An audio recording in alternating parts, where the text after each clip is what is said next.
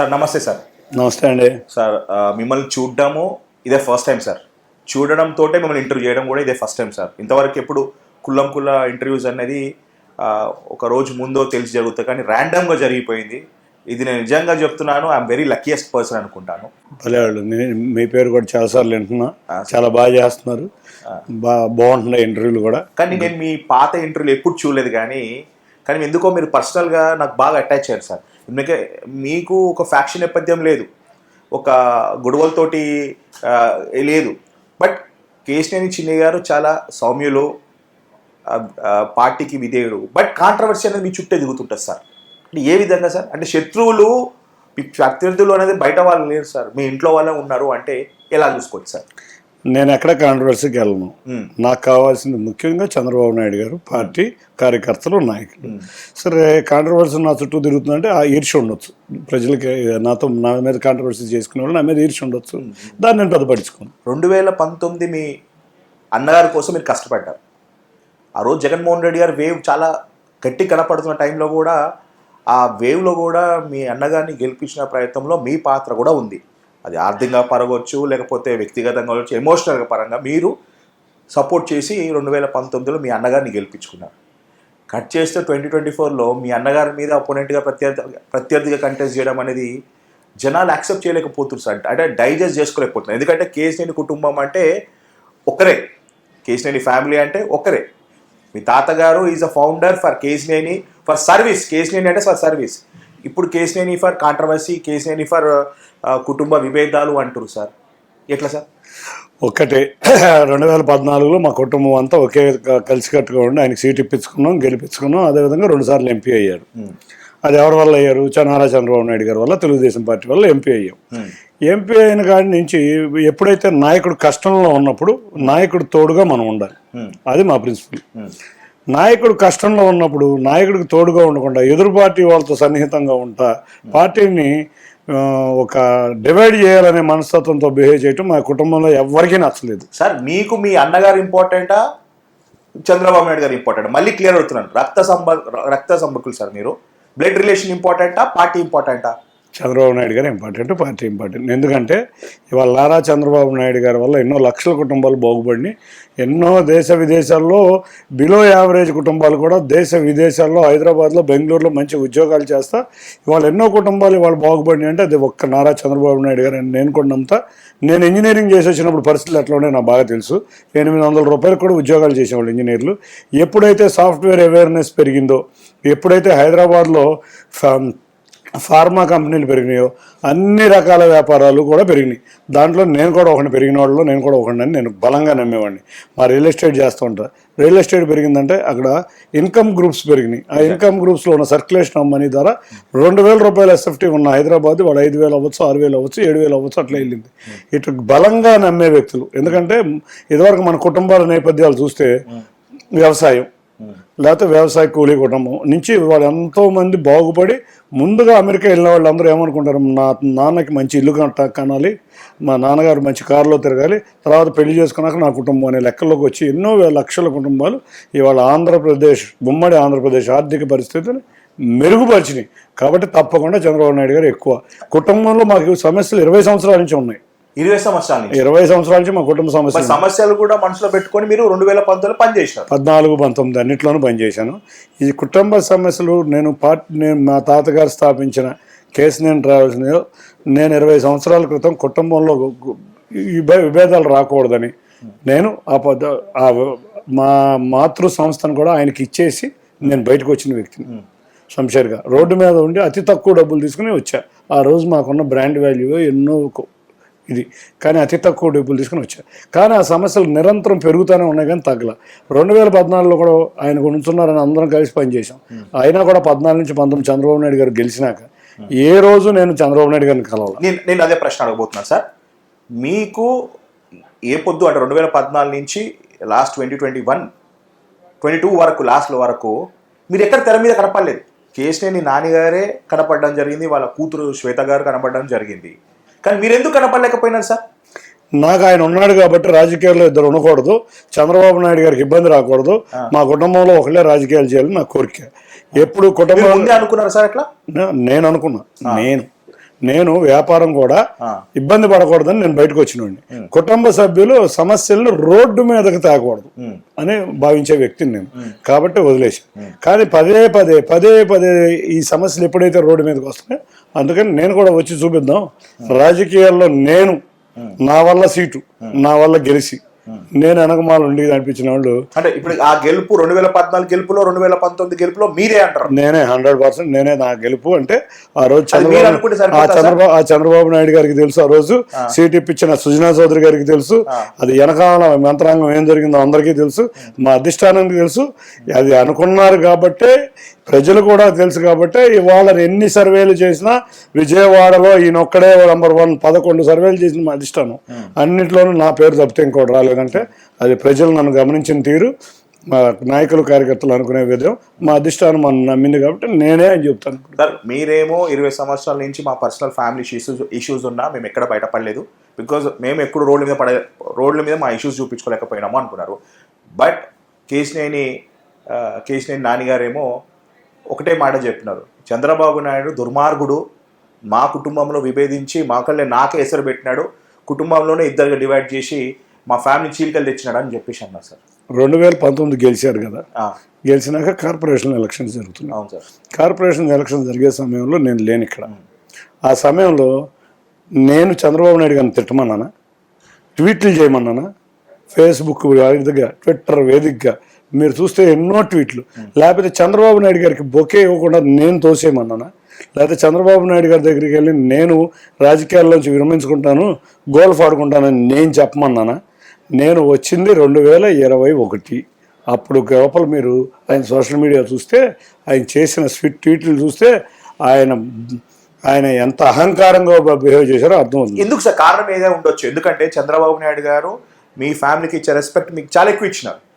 రాజకీయ అనుభవం లేకున్నా కూడా, కొత్త వ్యక్తులు ఉన్నా కానీ మీ మీద భరోసా మీద, మీ మీద నమ్మకంతో మీకు సపోర్ట్ చేసినారు. అలాంటి వ్యక్తి నేను అది అడుగుదాం అనుకున్నాను. If I get opportunity to take interview with Kesineni Nani గారు, ఇప్పుడు పొమ్మన కూడా పొగబెట్టేది మీరు పెట్టలేరు. ఫస్ట్ ఆఫ్ ఆల్ వాస్తవం చెప్పాలంటే ఎక్కడో ఒక దగ్గర డిస్టర్బ్ అయి ఉండొచ్చు. అయితే మీ దగ్గర నుంచి రావాలి, లేకపోతే వాళ్ళ దగ్గర నుంచి రావాలి. మీరు అప్పుడు ఆఫ్రికాలో మీరు మీ అన్నగారు ఎన్నికలు ఉన్నారు కాబట్టి ఏం జరిగి ఉండొచ్చు సార్? అది ఏం జరిగిందంటే, ఒకటి ఆ వ్యక్తి అహంకారంతో ఉంటాం. Body language very important.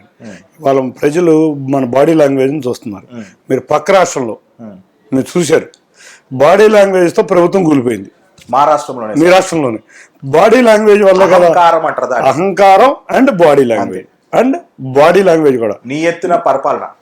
కాబట్టి నియంత్రణ పరిపాలన, నియంత్రణగా ఉంటాం. ఆ మూడే ఉన్న వ్యక్తికి కేశినేని నాని. అహంకారం, బాడీ లాంగ్వేజ్ వేరుగా ఉంటుంది, నియంత, ఈ మూడు కలిపిన వ్యక్తి. మీరు చూస్తే 2019 నుంచి నేను ఒక్కటి అడుగుతున్నా, నేను రాజకీయాల్లోకి రాలా. ఏ రోజన్నా వైసీపీ నాయకులను తిడతారా? ఏ రోజు తిట్టరు. ఎవరిని తిడతారు అంటే తెలుగుదేశంలో ఉన్న నాయకుల్ని, తెలుగుదేశం అధినాయకత్వాన్ని, రోజు బూతులు, కార్యకర్తల్ని, ఆఖరికి సరే మా నాయకుల్ని కార్యకర్తల్ని ఏదో మాట్లాడారంటే అనుకోవచ్చు. మీరు విజయవాడలో ఉన్న ప్రముఖ విలేకరులందరినీ అడిగితే, ఏ మీడియా అయితే వైసీపీకి సపోర్ట్ చేసే మీడియా కూడా ఉంది కదా ఇక్కడ, TV9, NTV, వాళ్ళు చెబుతారు ఈయన ధోరణి ఎట్లా ఉంటుందో. ఒక ఇంటర్వ్యూకి వెళ్తే ఈయన ఎట్లా మాట్లాడుతుంది. అదే మీరు ఇంకోటి ఏంటంటే, సరే ఇక్కడ విజయవాడలో ఉన్న విలేకరులే కాదు, ఇప్పుడు నందిగామ, తిరువూరు లాంటి ప్రాంతాల్లో చిన్న ఇప్పుడు విలేకరు ఎంత ఉంటుంది, 5,000 స్ట్రింగర్, 5,000 రూపాయలు ఉద్యోగం, 10,000 రూపాయలు ఉద్యోగం చేసుకునే స్ట్రింగర్లు. అటువంటి వాళ్ళను కూడా మీరు బిర్యానీ ప్యాకెట్లు కమ్ముడైపోతారు, మీరు సారా ప్యాకెట్లు కమ్ముడైపోతారు. ఇటువంటి మాటలు, ఇప్పుడు ఎదుటి వ్యక్తిని మనం ఎంత పెరిగితే అంత ఒదిగా ఉండాలి, గౌరవించుకోవాలి. చిన్న వాళ్ళు ఏం చేశారు, వాళ్ళు చెప్తే ఇన్సిట్ అన్న పోద్దా, లేకపోతే ఏమన్నా అవుద్దా? అటువంటి వాళ్ళను కూడా, అంటే నేను అనేది ప్రజలను అట్లా గౌరవించరు. మీ విలేకరులను కనుక్కున్నా వాళ్ళు చెప్తారు నాని ఏంటి, చిన్ని ఏంటి అనేది. ఇవాళ విజయవాడ ప్రజలే కాదు, మీ దగ్గర ఉన్న రిపోర్టర్లు అట్లయితే మీరు వైసీపీని తిడితేనే మీకు నిజమైన నాయకుడు అని మీ దృష్టిలో మీరు అనుకుంటారా?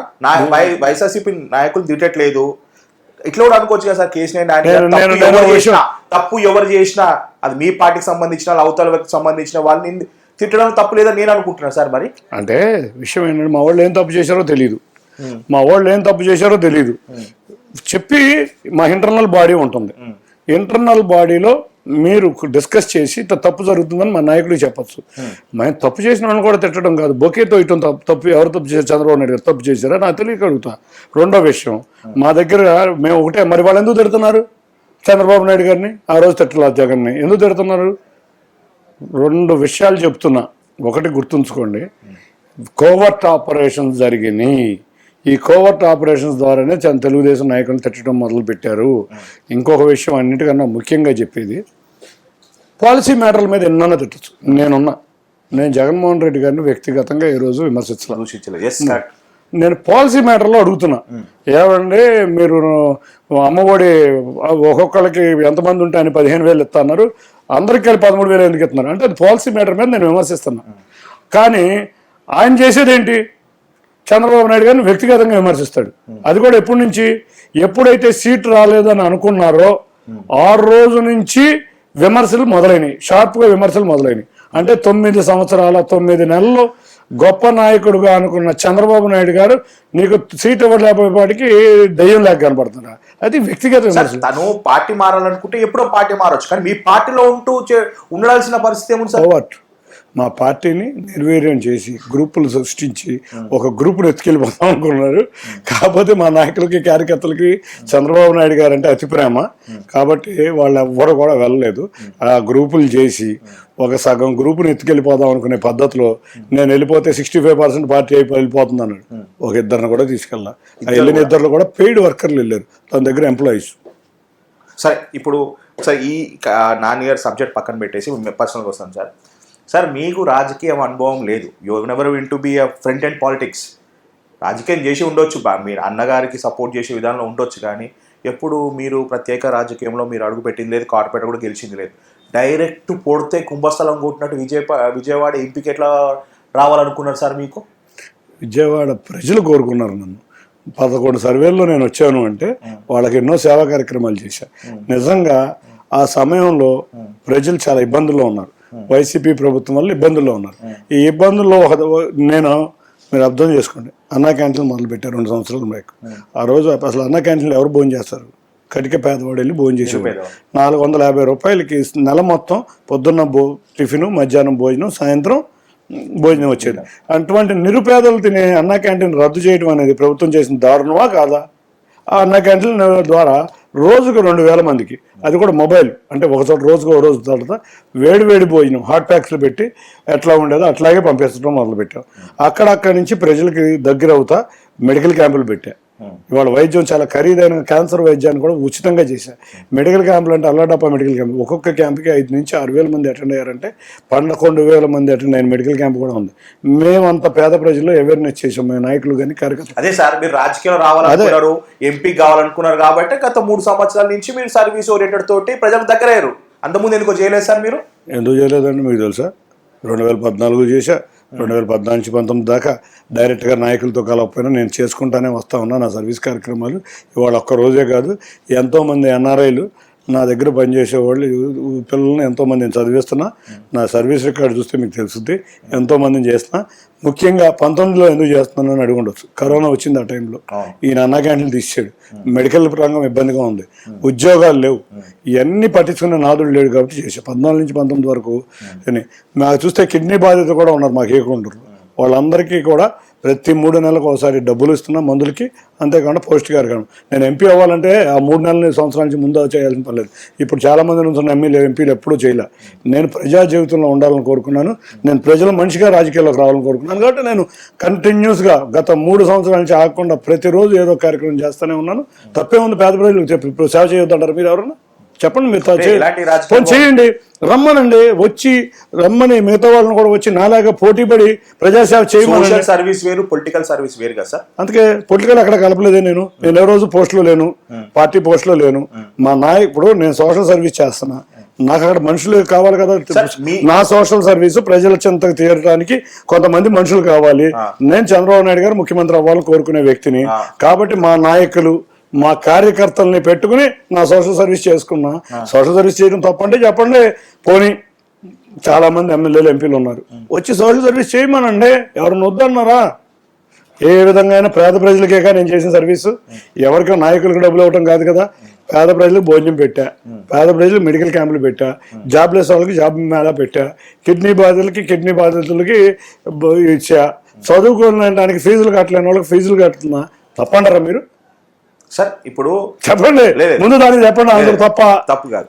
మరి ఎవరైనా ప్రజాసేవ చెయ్యొచ్చు. ఎస్ సార్, మీరు ఈ సర్వీసులు చేసుకుంటూ పోతుంటే బాబు గారు పిలిచి మిమ్మల్ని అవకాశం ఇచ్చినారా, లేకపోతే మీరు వెళ్ళి అవకాశం అడిగినారా? నేను ఏ రోజు అవకాశం అడగను. బాబు గారు మిమ్మల్ని నేను గత 3 సంవత్సరాలు మీరు నేను ఎప్పుడు అన్నా కూడా నేను ఇక్కడ ఏ దానికి పోటీ లేను. నేను సర్వీస్ చేసుకుంటా వస్తా. చంద్రబాబు నాయుడు గారు ముఖ్యమంత్రి అవ్వాలని ఒకటే నా కార్యక్రమం నేను చేస్తున్నా. కాబట్టి చంద్రబాబు నాయుడు గారు ఏ డెసిషన్ తీసుకున్నా, నాని గారికి సీట్ ఇచ్చిస్తానన్నా కూడా నేను దగ్గరుండి సపోర్ట్ చేసి గెలిపించుకుంటా అని ప్రతి నిత్యం ప్రతి ఇంటర్వ్యూలో చెప్పిన వ్యక్తిని నేను. చంద్రబాబు నాయుడు పిలిచి మీకు అవకాశం ఇస్తా అన్నారు, రైట్? అవకాశం నాని గారు వెళ్ళిపోయినాక ఇచ్చారు. ఓకే, ఇది కూడా అనుకోవచ్చు కదా, అన్నకి చెక్కు పెట్టడానికి కోసం తమ్మునికి ఆయన చేయొచ్చుగా. ప్రజల దగ్గరికి వెళ్ళడానికి ఏమైనా ఇబ్బందా? ఎందుకు ఏసీ రూమ్లో కూర్చొని గోల్ఫ్ ఆడతారు? రండి, గోల్ఫ్ కావాలి, ఏసీ రూములు కావాలి. నేను గంటాపదంగా చెబుతున్నా. నేను నా సేవా కార్యక్రమాల్లో 285 గ్రామాల్లో 261 గ్రామం తిరిగా. నువ్వు గత 5 సంవత్సరాల నుంచి 12 గ్రామాలు తిరగా. రతన్ టాటా సంబంధించిన సేవలు ఇక్కడ ఎవరు తీసుకొచ్చారు సార్? కేసీ నాని గారు కదా సార్? కదా, మీరు రతన్ టాటా గారు ఇంటర్వ్యూ చూసారు ఆ రోజు విజయవాడ వచ్చిన రోజు? నేను చూడలేదు సార్. ఏనండి మీరు సరిగ్గా మీరు అడిగారు క్వశ్చన్. చంద్రబాబు నాయుడు గారు నాకు ఇష్టమైన పొలిటీషియన్ కాబట్టి నా సేవలు ఇక్కడ ఇస్తున్నానని చెప్పారు. మరి 2019 నుంచి రతన్ టాటా ట్రస్ట్ ఏది? మరి ఈయన ఎంపీఏగా చెప్పండి. చంద్రబాబు నాయుడు గారు వాళ్ళు వచ్చిన రతన్ టాటా నా పేరు మీద వచ్చిందని చెప్పుకోవడమే మనకు పట్టిన దౌర్భాగ్యం. మరి ఏది 2019 నుంచి 24 వరకు టాటా ట్రస్ట్ ఏది? నువ్వు ఎంపీవి ఎందుకు తేలేపోయావు? అది తెచ్చిందే రతన్ టాటా, చంద్రబాబు నాయుడు గారు. ఆ రోజు రతన్ టాటా గారు ఇంటర్వ్యూ చూస్తే మీకు అర్థమవుతుంది సార్. ఇప్పుడు చెప్పుకునేది వేరు, జరిగింది వేరు. అన్నని గెలిపించుకోమని అప్పుడు బాబు గారు మీకు చెప్పినారు, అట్లనే తమ్ముని గెలిపించుకోమని ఆ మాట సౌమ్యంగా చెప్పి ఉంటే బాగుండు కదా సార్? అసలు బ్రహ్మాండంగా మీరు ఒక విషయం చెప్తున్నారు. 2019 నుంచి 2000 ఆయన వెళ్ళేదాకా మీరు చూసిన ఇన్సిడెంట్లు చాలా చూసుంటారు. ఒక్క దాంట్లో బాబు గారు తప్పు పట్టగలరా? లేదు సార్. ఆయన కుటుంబంలో పెళ్లికి మొత్తం ఫ్యామిలీ అంతా మనవని కూడా తీసుకుని వెళ్ళారు. ఎంగేజ్మెంట్కి వెళ్ళారు. ఎక్కడెక్కడ మారతాడని చూసాడు ఆయన. ఏ రోజు కూడా పక్కన నాని ఉన్నాడా? ఇప్పుడు మేము కనదూరు గుడికి వెళ్తే నాని ఉన్నాడా లేదా నానిని పక్కన పెట్టుకునేవాడు. ప్రతి నిత్యం బాబు గారు అంటే నాని ఉండేవాడు. పార్టీ ఆఫీస్ మీద దాడి చేసినప్పుడు ఉండవు, చంద్రబాబు నాయుడు ఇంటి మీద దాడి చేసినప్పుడు ఉండవు, అంతేకాకుండా లొకేషన్ కృష్ణలంక దగ్గర ఆపినప్పుడు ఉండవు, పక్కనే ఆఫీస్లో అందరితో సోదేస్తూ ఉంటావు, ఒక్క నిమిషం వెళ్ళవు. అంతేకాకుండా ఇప్పుడు ఆఫీస్లో కూర్చొని రోజు చంద్రబాబు నాయుడు గారిని విమర్శించడం, లోకేష్ని విమర్శించడం. అయినా కూడా ఆయన తగ్గి బొకే తోసేశారు. అయినా కూడా తగ్గారా? తగ్గి వెళ్ళి వాళ్ళ ఇంటికి పెళ్లికి వెళ్ళారా? ఏం చేశారు చంద్రబాబు నాయుడు గారు? తప్పు చెప్పండి. ఏ తప్పు లేదు. కోవర్ట్ ఆపరేషన్ అయితే జరిగినా కూడా మంచి వ్యక్తి కాబట్టి చంద్రబాబు నాయుడు గారు మారుతాడు ఇంకా మార్చుదాం నానిని మార్చి మంచి అవకాశం ఇద్దామనే చూశారు. కానీ ఏ రోజు నన్ను ఎంకరేజ్ చేయలేదే, ఏ రోజు నన్ను చంద్రబాబు నాయుడు గారి పక్కన కనపడలేదే, ఏ రోజు పోని నాకు పార్టీలో నా పోస్ట్ ఏంటి చెప్పండి? కార్యకర్త. నా పోస్ట్ కార్యకర్త. నా సీట్ వచ్చేదాకా కూడా నేను కార్యకర్త. ఏదైనా పోస్ట్ ఇచ్చారా? పోనీ నాని రెచ్చగొట్టడానికి నా పోస్ట్ ఇవ్వాలి కదా, ఇచ్చారా? పోనీ ఏమన్నా ఏదన్నా చంద్రబాబు నాయుడు గారి ప్రోగ్రాంలో నేను ఉన్నానా? లేదు. ఎక్కడ? మరి ఇంకేంటండి, ఎవరు రెచ్చగొట్టారండి? నువ్వు ఆల్రెడీ కోర్టు ఆపరేషన్ చేసేసి నువ్వు నేను 2022 అనుకుంటాను, 2022 ఒక సభకి మిమ్మల్ని రాకుండా చేసే ప్రయత్నం జరిగిందంటే వాస్తవం అది చేశారు, రాలేదు. అసలు ఇన్సిడెంట్ ఏంటి సార్? అసలు యాక్చువల్లీ ఏదో నేను వస్తే రాను అన్నారు. సరే మంచిది, ఆయన రామను నేను ఎందుకు పొగ రాదు కదా సార్? రానదే, నన్ను రాకుండా చేశారు. ఇప్పుడు ఒక్క విషయం అండి, నేను ఇంకో విషయం అడుగుతా. నా భార్య మీద నేను ఏమైనా కేసు పెట్టమంటాను ఎవరన్నా? తప్పు కదా సార్? కదా, పెట్టచ్చా? తప్పు. ఇంట్లో ఉన్న గృహిణి మీద కారు స్టిక్కర్, పోనీ కారులో నేను తిరుగుతున్నాను అనుకోండి, నా మీద కేసు పెట్టచ్చు. కారు స్టిక్కర్ ఉందని చెప్పి ఒక కేసు పెట్టారు. ఆ స్టిక్కర్ హైదరాబాద్ వాళ్ళు పోలీసులు చూశారు. అది స్టిక్కర్ ఏంటి? ఒక ఎంపీ స్టిక్కర్ మీద కేసు పెట్టారు.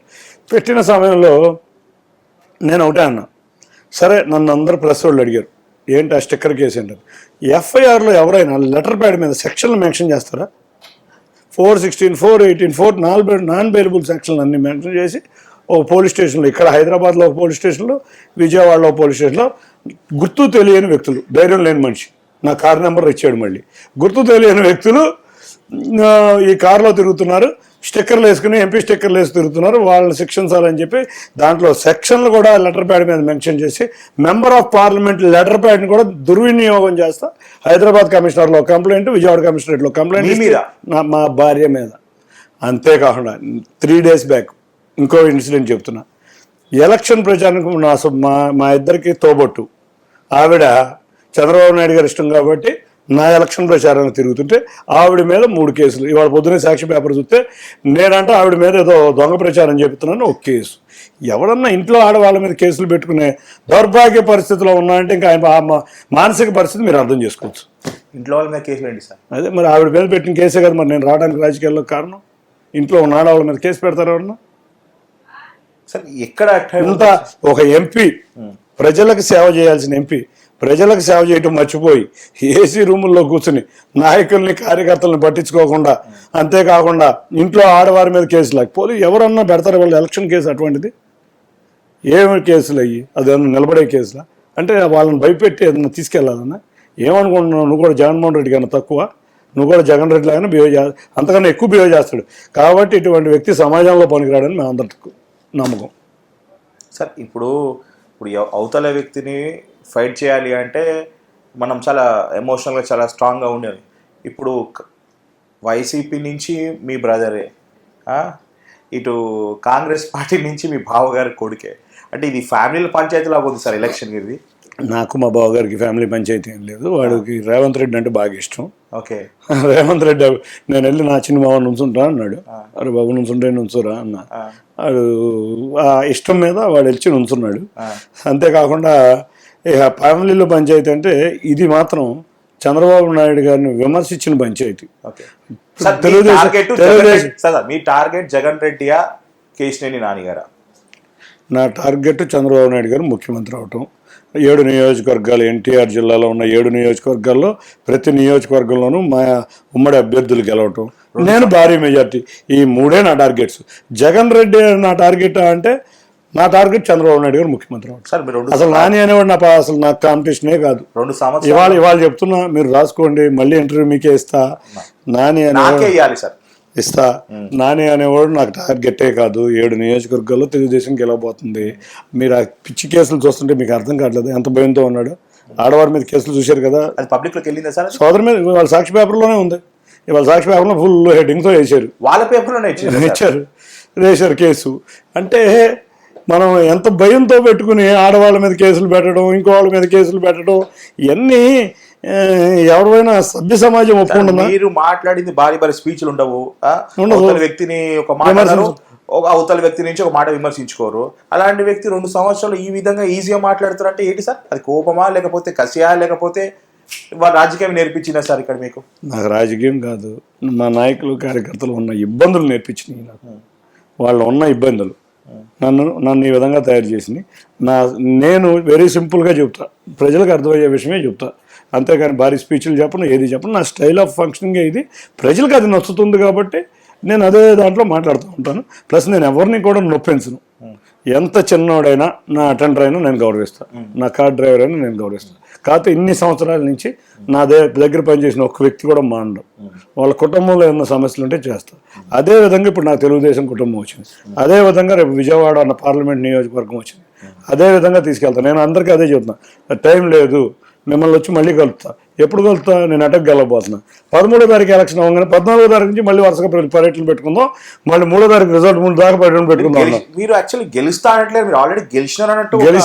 ఆల్రెడీ ఒకటి అది ఏడుందని చూపి ఇంతకుముందు డైరెక్ట్ కేసీనేని చిన్ని ఎంపీ అని రాసేసుకున్నారు సార్. మీ అభిమానులు అనుకోవాలా, లేకపోతే అది ఏమో డైరెక్ట్ ఎంపీ అని రాసేసుకున్నారు సార్? నేను ఎక్కడికి వెళ్ళినా మీరు అన్నారు, ప్రజలందరూ ఎంపీ అన్నారు. బాబు నేను అభ్యర్థి అంటే అభ్యర్థి లేదు, మీరు అయిపోయారు అన్నారు. ఇప్పుడు స్టిక్కర్ ఇప్పుడు బయట వాళ్ళు స్టిక్కర్ అవసరం లేదు అనుకుంటే ఇప్పుడు మీ స్టిక్కర్ ఉంటే కదా. ఆ రోజు పోలీస్ కమిషనర్ గారు పట్టుకుని ఎంక్వైరీ చేశారు. మీకు వస్తాయి కదా సార్ స్టిక్కర్స్? ఇప్పుడు మీకు స్టిక్కర్లు ఏముందండి, చిన్న ఇష్యూ. ప్రజల సమస్యలు ఇప్పుడు ఎంపీ అనేవాడికి ఎన్నో వేల ప్రజల సమస్యలు ఉన్నాయి. అవి తీర్చుకోకుండా ఈ పిచ్చి గోళ్ళు ఏంటండి బాబు, స్టిక్కర్ గోళ్ళు ఎక్కువ. ఇప్పుడు విజయవాడ ప్రజలు 7 అసెంబ్లీ సెగ్మెంట్ పార్లమెంట్ కింద అనుభవం ఉన్న వ్యక్తులని ప్రాక్టికల్గా మాట్లాడదు. అనుభవం ఉన్న వ్యక్తిని, అవగాహన ఉన్న వ్యక్తుల్ని, రాజకీయపర కుటుంబం ఉన్న వ్యక్తులకి లగడపాటి గారిని అని ఇట్లా ఈ విధంగా చూసుకుంటూ వస్తుంటే గెలిపించుకుంటూ వచ్చినారు. 2014లో మీ అన్నగారికి గెలవడానికి కారణము అప్పుడున్న సిచ్యువేషన్, అప్పుడున్న సినారో, కాంగ్రెస్ పార్టీ చచ్చిపోవడము, అనుభవం ఉన్న వ్యక్తులు కాబట్టి పార్టీకి చంద్రబాబు నాయుడు గారు చూసి ఆ పార్టీ గెలిపించారు. కానీ ఇప్పుడున్న పరిస్థితి చూసుకుంటే ఏ విధంగా ఉండొచ్చు? ఇప్పుడు మీకు అనుభవం లేదు, రాజకీయం పట్ల ఆసక్తి లేదు, విధి విధానాల్లో మీరు ఏదో ఇట్లా విధి మేము నడిపించినట్టు ఈ రాజకీయంలో బాబు గారు మీరు పిక్ చేసుకున్నారు. You are the right person. సర్వేలలో మీరు సర్వీస్లో టాప్ ఉన్నారు కాబట్టి తీసుకొచ్చి మిమ్మల్ని నిలబెట్టినారు. అసలు చంద్రబాబు నాయుడు దృష్టిలో మీకు నచ్చినారు, కానీ ప్రజల దృష్టిలో కేసీఆర్ చిన్ని గారు నచ్చాలంటే ఎట్లా? ఇవాళ ఒకటే, విజయవాడ నగర ప్రజలకి కేసీఆర్ చిన్ని ఎప్పుడో వచ్చేసాడు. ఇప్పుడు కాదు, 7-8 నెలల నుంచి చిన్ని అనే ఒక వైబ్రేషన్ లాగా నేను వెళ్ళిపోయాను. ఎందుకు వెళ్ళాను అంటే దానికి మూడు కారణాలు. ఒకటి, మెయిన్ చంద్రబాబు నాయుడు గారు ముఖ్యమంత్రి కావాలని ప్రజలు కోరుకుంటున్నారు. అది మెయిన్ రీజన్. వాళ్ళ చంద్రబాబు నాయుడు గారు ముఖ్యమంత్రి కావాలని ప్రజలు కోరుకుంటున్నారు కాబట్టి నేను ప్రజలకి నచ్చాను, నెంబర్ 1. నెంబర్ 2, నా బాడీ లాంగ్వేజ్. నేను ఎందా చెప్పాను మీకు, నేను ఎదుటి వ్యక్తి బాగా తెలివైన వాళ్ళు విజయవాడ ప్రజలు. నాని ఎట్లా ఉంటున్నాడు, చిన్ని అనేవాడు ఎట్లా ఉంటున్నాడు అనేది రోజు కంపారిటివ్గా ఉంది. మూడోది, ఎంపీ అవ్వకముందే మా సమస్యలు ఇన్ని పట్టించుకుంటున్నాడు, సర్వీస్ ప్రోగ్రాంలు ఇన్ని చేస్తున్నాడు, కాబట్టి ఇతను ఎంపీ అయితే ఇంకా ఏ విధంగా చేస్తాడు అని ప్రజల్లో బలంగా నాటికిపోయి ఉంది. కాబట్టి నన్ను గెలిపించుకోవాలి, వాళ్ళ సొంత మనిషి కింద నన్ను చూసుకోవాలి, ఏ రోజు ఆఫీసులో ఏసీ రూముల్లో కాదు మాతో తిరిగే మనిషి కావాలని ప్రజలు కోరుకుంటున్నారు. కాబట్టి ఇవాళంత అత్యంత ఆదరణ నాకు ఉందని నేను బ్రహ్మాండంగా నేను విజయవాడ ప్రజలకి అందరికీ ధన్యవాదాలు తెలుపుకుంటున్నాను. సార్, మీరు పుట్టిన గడ్డకి మీరేం చేయాలనుకుంటారు యాజ్ ఎంపీగా? ఇది state away to the Vijayawada concept, Vijayawada MP segment సంబంధించి పార్లమెంట్ సెగ్మెంట్కి మీరు ఏం చేయాలనుకుంటారు? ఒకటండి, విజయవాడ నగరం నా చిన్నప్పటి నుంచి చూస్తున్నా. ఈ విజయవాడ నగరం మాకు ఒకప్పుడు విజయవాడ నగరం అంటే చాలా వైబ్రేషన్ ఉండేది. ఆ వైబ్రేషన్ ఉన్న విజయవాడ నగరం మేము నిజంగా ఆ రోజు ఒక గాంధీ హిల్ అని, లేకపోతే ఒక కాళేశ్వరం మార్కెట్ అని, ఇట్లా చాలా వైబ్రేషన్ ఎటువంటి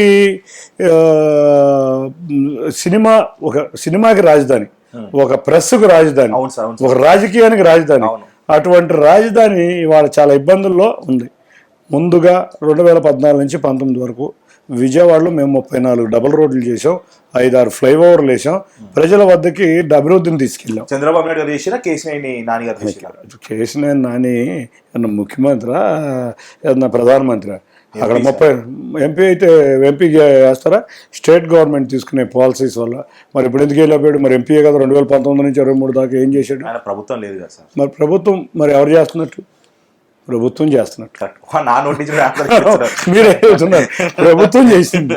కాబట్టి ఆయన ఇంకో విషయం చెబుతా, అన్నీ నేనే చేశా, అంత బ్రహ్మాండం నేనే చేశానని చెబుతాడు ప్రభుత్వం చేసిన పనులు.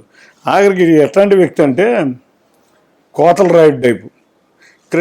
ఇంకో వినేవాళ్ళు ఉంటే విజయవాడ కృష్ణానదిని నేనే తెచ్చా, కనదర్ గుడి నేనే కట్టా, ఇటువంటి విషయాలు కూడా చెబుతాడు.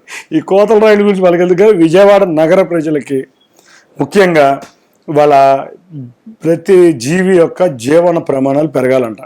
ఎగ్జాక్ట్లీ. ఎందుకంటే ఎక్కువ మంది లేబర్ అంటే రోజువారీ కార్మికులు ఎక్కువ విజయవాడ నగరంలో. మనం ఏదో ఇక్కడ 5-6 బిల్డింగ్లు కనపడినాయి అంటే ఇల్లు కాదు, వీళ్ళతో పాటు ఎక్కువ పర్సంటేజ్ రోజువారీ కార్మికులు ఎక్కువ. అందులో ఇది వాణిజ్య కేంద్రం, ఎక్కడ ఇండస్ట్రీ లేదు. ఈ వాణిజ్య కేంద్రంలో అమరావతి ఆగిపోవటం వల్ల మొత్తం వాణిజ్యం అంతా సంక్షోభంలోకి వెళ్ళిపోయింది. ఉన్న 3 ఇండస్ట్రీస్, ఆటోమొబైల్, వాణిజ్యం అండ్ కన్స్ట్రక్షన్ ఇండస్ట్రీ 3 కూడా చచ్చిపోయింది. ఇది 1,00,000 మంది మా ఆటో నగర్లో 1,00,000 మంది కార్మికులు అంటే అసోసియేషన్స్ పనిచేసి 1,00,000 మందిలో ఇప్పుడు 70,000 మంది ఉన్నారు. 30,000 తెలంగాణకి వెళ్ళి ఆటోలు తోలుకునే పరిస్థితి ఉంది. వాళ్ళందరూ వెనక రావడానికి రెడీగా ఉన్నారు. అటువంటి పరిస్థితుల నుంచి మా రాజధానిలో ఉన్న ఆటో నగర్ డెవలప్ అవ్వాలంటే ఇంకొక రీజన్ కూడా వాళ్ళకి పోవడానికి కారణం స్కిల్ డెవలప్మెంట్ లేక.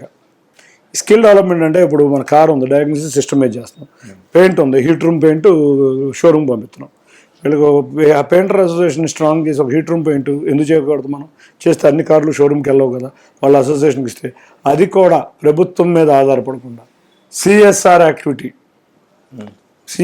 యాక్టివిటీ ద్వారా అటువంటి కార్యక్రమాలు చేయటం.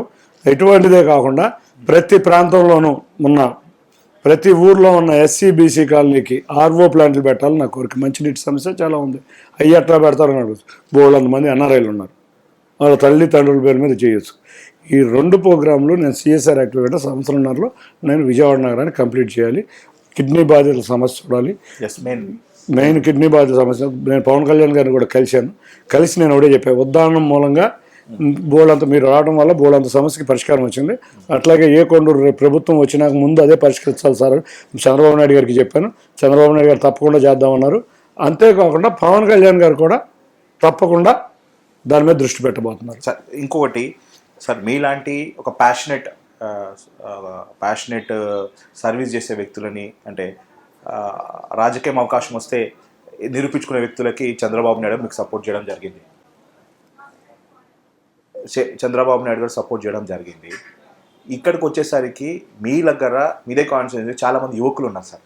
ఇది నేను యువకుల సైడ్ నుంచి మాట్లాడుతున్నాను. ఇప్పుడు దర్శిత్ అనే పిల్లోడు సార్, నేను చెప్తున్నాను I'm a huge fan of Darshit sir. I'm proud. మీ విజయవాడ వాసు అవడము నేను చెప్తున్నాను. నాకు చాలామంది అభిమానులు ఉన్నారు, నేను మాత్రం దర్శిత్ అభిమాని సార్. ఎలాంటి ఆశించకుండా ఒక పక్క చదువును బ్యాలెన్స్ చేస్తూ ఒక పక్క పాలిటిక్స్ని బ్యాలెన్స్ చేసుకుంటూ కాన్సెప్ట్ బేస్, ఇప్పుడు మీరు ఏదైతే కాన్సెప్ట్ బేస్ మీద పాలసీ మీద అనేది మాట్లాడుతున్నారో ఆ వ్యక్తి ఆ పిల్లోడు కూడా పాలసీ మీదనే మాట్లాడుతున్నారు.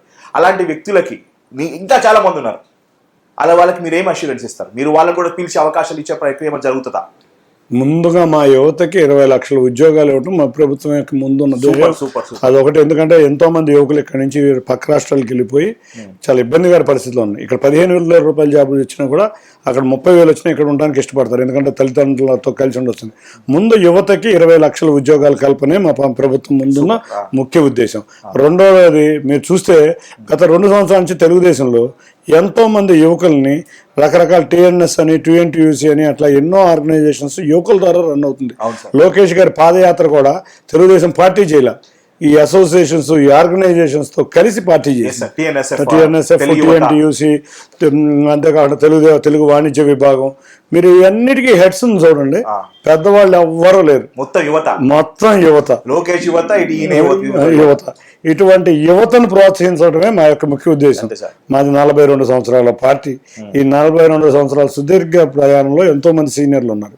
వాళ్ళని ఇబ్బంది పెట్టకుండా రకరకాల వాటిలోకి పంపించి ఈ యువతని ముందుకు తీసుకెళ్ళడం మా దగ్గర ఉన్న ముఖ్య ఉద్దేశం. సార్ ఇది మీ పార్టీతో సంబంధం లేకుండా ఈ వ్యక్తి ఈ వర్డ్ చెప్తున్నాను, ఇది నా రిక్వెస్ట్ సార్. మీరు అన్నట్టు చూసినారు, సీనియర్లను గౌరవిస్తూ యువతకి అవకాశం ఇవ్వాలి. ఇప్పుడు ఈ 2024లో టీడీపీకి సంబంధించిన చాలా మంది యువకులు కష్టపడ్డారు. లాస్ట్ మినిట్ వాళ్ళకి టికెట్ దక్కకపోయినా అక్కడ సీనియారిటీ విషయంలో బాబు గారు పెద్దపీట వేసినారు. సో వాళ్ళు చంద్రబాబు నాయుడు ముఖ్యమంత్రి కావాలి, లోకేష్ గారి నేతృత్వంలో ముందుకు పోవాలనుకున్నారు. వాళ్ళని ఇప్పుడు 2028-29 ఎలక్షన్స్లో ఈ యువత రేపు ఎమ్మెల్యేలు ఎంపీలు కావాలి సార్. తప్పకుండా మీ విజయవాడ నుంచి అయితే మహా ఎక్కువ మంది రావాలి. ఒకటి సార్, ఒకటి మీరు ఏనండి, ఆ ఆర్గనైజేషన్ నుంచి మేము పిక్ చేసాం. మళ్ళీ MS రాజు అని ఒక వ్యక్తికి ఇచ్చాం. అతను ఆర్థికంగా చాలా బలహీనుడు, అయినా కూడా ఆర్గనైజేషన్ నుంచి కుర్రోడ్ని పిక్ చేసి సీట్ ఇచ్చాం. అట్లా ఇంకో చోట ఇచ్చాం, కానీ ఆ వ్యక్తి కొన్ని కాంట్రవర్సీస్ వల్ల వెనక్కి వెళ్లాల్సి వచ్చిన పరిస్థితి వచ్చింది. అంతేకాకుండా ఇప్పుడు కొలికిపూడి శ్రీనివాస్కి ఇచ్చాం ఇక్కడ తిరువురులో. ఒక ఉద్యమకారుడు, అమరావతి ఏమీ లేకపోయినా పార్టీలో చేసుకుని ఇటువంటి వాళ్ళని ప్రోత్సహించుకుంటూ వచ్చాం. రేపు మీరు చూస్తే మాకు విజయవాడ పార్లమెంటు నియోజకవర్గంలో చాలా చోట్ల మేము యువతని అధ్యక్షులుగా చేసి పెద్దవారిని పక్కకు తప్పించి వాళ్ళకి గౌరవం ఇస్తా, వాళ్ళ సలహాలు తీసుకుని చేయమని చెప్పాం. అది జరుగుతుంది, ఆల్రెడీ ఆ ప్రాసెస్లోనే ఉంది. ఈసారి కూడా మేము యువతకు బాగా ఇచ్చాం. మీరు మిగతా పార్టీలతో చూసుకుంటే కొత్త వారికి ఎక్కువ మంది అవకాశం ఇచ్చిన పార్టీ మా పార్టీ. కాబట్టి రేపు రాబోయే కాలంలో లోకేష్ గారి ఆధ్వర్యంలో యువతకి చాలా బ్రహ్మాండమైన ఛాన్సులు ఇవ్వబోతున్నాం. ఇవాళ యువత మాకు కావాలి. ఇంకొక 30 సంవత్సరాలు మా పార్టీని, మొన్న 40 సంవత్సరాలు పార్టీని మోసిన మా నాయకులు ఉన్నారు. ఈ యువత మళ్ళీ ఇంకో 30 సంవత్సరాలు మా పార్టీని మోయాలన్నారా లోకేష్ గారి ద్వారా. తప్పకుండా రేపు బైఫర్కేషన్ కూడా ఉంది, కాన్స్టిట్యున్సీస్ బైఫర్కేషన్ ఉంది. విజయవాడ నగరపాలక సంస్థ గ్రేటర్ విజయవాడ కాబోతుంది. ఇటువంటి ఎన్నో అవకాశాలు రాబోతున్నాయి. తప్పకుండా యువతను తీసుకెళ్ళి, నాకు కూడా కావాల్సింది ఏంటంటే యువత, నేను కోరుకునేది కూడా వాళ్ళు ఉన్నంత ఉత్సాహంగా. లేకపోతే దర్శిత్ అని చెప్పారు, మన దర్శిత్ మా పార్టీ ప్రతి మీటింగుల్లోనూ అతను స్టార్ క్యాంపెయినర్ లాగా ఉంటున్నాడు. తప్పకుండా అటువంటి వ్యక్తులు కావాలని, అటువంటి వ్యక్తుల్ని ప్రోత్సహిస్తా, సీనియర్లను గౌరవించుకుంటాను, అటువంటి వ్యక్తుల్ని ప్రోత్సహిస్తాను తెలియజేసుకుంటాను. Yes, let's closing this interview. 2014 అన్న గెలుపులో తన పాత్ర ఉంది, 2019లో వాళ్ళ అన్న గెలుపులో తన పాత్ర ఉంది. అలాంటి అన్న మీద 2024లో కేశినేని చిన్ని గారు కంటెస్ట్ చేయబోతున్నారు. 2 గెలుపులో తన కీలక పాత్ర పోషించి 2024లో తన అదృష్టాన్ని తను చూస్తున్నాడు. అండ్ మోర్ ఎవర్ ఇక్కడ విధి విధానం నచ్చి నా ఆశయం చంద్రబాబు నాయుడు ముఖ్యమంత్రి అవ్వడం అనేది. Let's see. అంటే ఇక్కడ ఫ్యామిలీ పాలిటిక్స్ కాదు ఇంపార్టెంట్, ప్రజల సంతోషాన్ని కోరుకునే వ్యక్తి కేసీఆర్ చిన్ని గారు. అంతేనా సార్? తప్పకుండా, డెఫినెట్గా ప్రజల సంతోషం. మీ పొజిషన్ నేను ఉంటే మాత్రం డెఫినెట్లీ మా అన్నకే సపోర్ట్ చేస్తాను సార్. నేను కులం చెప్తున్నా, మీ అన్నకు మీరు సపోర్ట్ చేయొచ్చు. నాకు ఇక్కడ రాష్ట్రం ఇంపార్టెంట్, చంద్రబాబు నాయుడు గారు వెరీ ఇంపార్టెంట్, రాష్ట్ర ప్రజల సమస్యలు కూడా ఇంపార్టెంట్ సార్. పిట్ట కొంచెం కూతగనం ఇప్పుడు వచ్చింది సార్ నాకు ఆ మాట.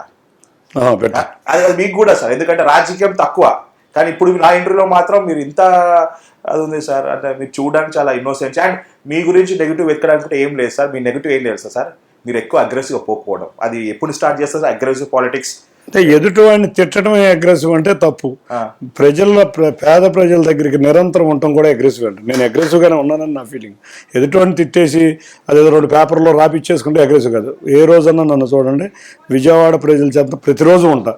నన్ను ఎక్కడికైనా మీటింగ్లకు వెళ్తే నన్ను తోస్తారు, నేను చుట్టూ ఎక్కడ సెక్యూరిటీని కూడా ఉండదు, నన్ను లాగుతారు, నా చేతులు లాగేస్తారు. ఇదిగో ఈ చెయ్యి కూడా వాళ్ళందరూ లాగేయటం వల్ల వాసిపోయింది. ఏంటంటే వాళ్ళ ఆనందం. చిన్ని అనేవాడు వచ్చాడు, చిన్ని గెలవాలి వాడు అంటే చిన్ని నువ్వు 2 లక్షలు అంటాడు, 3 లక్షలు అంటాడు, మన దగ్గర వెళ్ళిపోతాడు. ఆ ఆనందం చూడటమే అగ్రెసివ్నెస్ అంట. నేను ఇప్పుడు ఒక పర్సనల్ డౌట్, 2 సంవత్సరాలే చిన్ని గారి క్రేజ్ ఈ రేంజ్ పెరిగింది సార్. కేవలం కేసీఆర్ అన్న బ్రాండా, లేకపోతే చిన్ని అనే 265 గ్రామాలు తిరిగిన చిన్ని, 64 వార్డులు తిరిగిన చిన్ని, ఎప్పుడు పేద ప్రజల చెంతనే ఉండే చిన్ని, ప్రజల సేవల్లో ఉన్న చిన్ని, అన్నిటికి తోడు మా నాయకుడు చంద్రబాబు నాయుడు గారి మీద ఉన్న ప్రజల్లో అభిమానం. వితౌట్ కేసీఆర్ నాని గారు what exact you are sir అంటే? I'm going to the MP of Vijayawada. Single word about KCR Nani గారు అంటే? ఇప్పుడు రాజకీయాల్లో మన స్వభావానికి పనికిరాని వ్యక్తి, రాజకీయాలకు పనికిరాని వ్యక్తి బాబు గారు లాంటి వ్యక్తి మాకు నాయకుడు అయినందుకు మా తెలుగుదేశం కుటుంబం అంతా చాలా అదృష్టం చేసుకుంది. విజయవాడ పార్లమెంట్ సంబంధించిన వాడు చెప్పండి. విజయవాడ 25 నియోజకవర్గాలు ఒక ఎత్తు, మా విజయవాడ పార్లమెంట్ ఒక ఎత్తు. నేను విజయవాడ పార్లమెంట్ ముందు అసలు విజయవాడ సిటిజన్ అయినందుకు ముందు గర్వంగా ఫీల్ అవుతాను. పార్లమెంట్ సభ్యుడిని కాబోతున్నందుకు ఇంకా నాకు ఎంతో ఉత్సాహం, గర్వంగా ఉంది. ఈసారి 2024లో కేసీఆర్ చిన్ని అని నేను అని మీరు పార్లమెంట్లో చేస్తారు సార్ ప్రామిస్? తప్పకుండా నరేంద్ర మోడీ గారి సమక్షంలో చేయబోతున్నాం. వాట్ ఏ కాన్ఫిడెన్స్ సార్ నిజంగా. అంటే మీరు ఎంపీ కాకముందే ఎంపీ స్టిక్కర్లు పడిపోయినాయి నాకు, స్టిక్కర్ అనే గోడ మీద మీ అభిమానులు ట్యాటులు కొట్టించుకున్నారు. డైరెక్ట్ ఒక వ్యక్తి అయితే డైరెక్ట్ ఎంపీ అని. నేను ఎప్పుడు అయిపోయినా ఎలక్షన్స్ ఎప్పుడు అయిపోయింది నేను అనుకున్నాను, అంటే వాడు ట్రాన్స్లో ఉన్నారు. బట్ ఏదేమైనా కానీ సార్, మీ సర్వీసులు నిజమైతే, మీ సర్వీసుల వల్ల బెనిఫిట్ పొందిన కామన్ పీపుల్ అయితే ఏంటిది, కిడ్నీ బాధితులు అయితే ఏంటిది, మీరు అన్నం పెడితే అన్నం తిన్న వ్యక్తులు అయితే డెఫినెట్లీ మీరు మీ సర్వీస్లో నిజం అయితే డెఫినెట్లీ మీకు ఓట్లేసి గెలిపిస్తారు. అండ్ నాకు ఒక్క విషయంలో అయితే వచ్చింది సార్, ఫ్యామిలీ పాలిటిక్స్ కాదు ఇంపార్టెంట్, రాష్ట్ర భవిష్యత్తు ఇంపార్టెంట్ అని మీరు అనుకున్నారు. అది మాత్రం అది చాలా తక్కువ మంది, అది మీరు. అండ్ మీరు అందరూ అనుకున్నట్టు మీరు చాలా సౌమ్యులు కాదు సార్, మీలో ఇంకొక యాంగిల్ ఉంది సార్. ఈ యాంగిల్ నేను ఇప్పుడు చూస్తున్నాను sir. And all the very best sir. Thank you very much. Right sir, thank you.